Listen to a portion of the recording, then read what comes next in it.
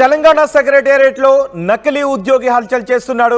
ఒక దొంగ ఐడి కార్డును సృష్టించి తన సెక్రటేరియట్ ఎంప్లాయీని అంటూ అక్కడ హల్చల్ చేస్తున్నాడు. అతన్ని ఇప్పుడు పట్టుకున్నారు పోలీసులు. సెక్రటేరియట్ సిఎస్ఓ దేవిదాస్ ఆదేశాలతో ఇంటెలిజెన్స్ నిఘా రంగంలోకి దిగింది.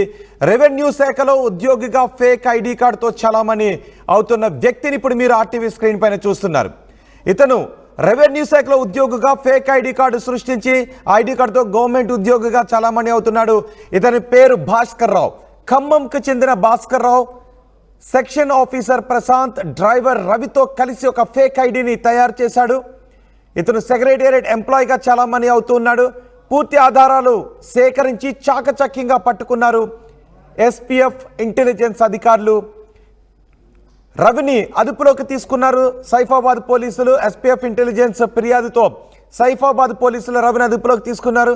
ఇతను ప్రభుత్వ ఉద్యోగి కాదు, కానీ ప్రభుత్వ ఉద్యోగిగా ఐడి కార్డుని తీసుకుని అక్కడ చలామణి అవుతున్నాడు. ప్రభుత్వం నుంచి జీతం రాదు, కానీ ప్రజలను మాత్రం ఇతను దోపిడీ చేయడానికి ఉపయోగపడుతుంది. ఎవరెవరైతే ఇతనికి సహకరించారో వాళ్ళను కూడా విచారిస్తున్నట్టుగా తెలుస్తోంది. సెక్రటేరియట్లో ఏమన్నా పనులు కావాలంటే నేను చేసి పెడతాను అంటూ ఇతను ఒక దందాకే తెరలేపినట్టుగా తెలుస్తుంది. ఖమ్మం జిల్లాకు చెందిన భాస్కర్ రావుగా గుర్తించారు పోలీసులు.